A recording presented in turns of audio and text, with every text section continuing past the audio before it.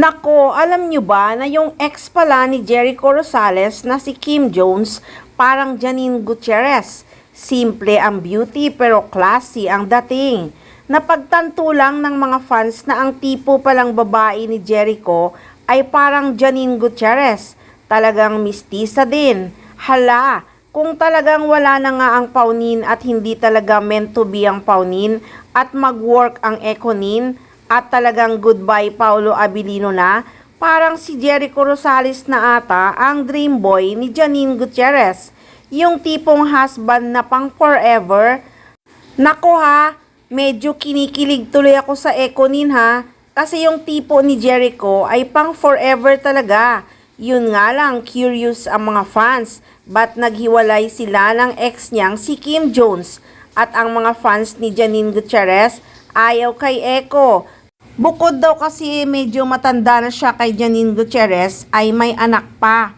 Naku ha, 30 plus na si Nini. Di ba wala naman sa may anak yan kung talagang sila ang tinadhana, wala naman tayong magagawa. At matured na si Jericho Rosales, kaya niyang alagaan at mahalin si Janine. Kahit Paunin ang gusto naming mga fans, kung hindi naman sila ang tinadhana, wala naman tayong magagawa. Ang importante maging masaya si Janine at makapili ng lalaking pang forever at susuportahan siya sa kanyang showbiz career. Kasi love talaga ni Janine ang showbiz. Parang mas deserve ata ng Econin ang isa't isa. Kaya sa mga fans ng Paunin, kung talagang hindi para sa isa't isa sina Paolo Abilino at Janine Gutierrez, tanggapin na lang natin kung saan sila masaya.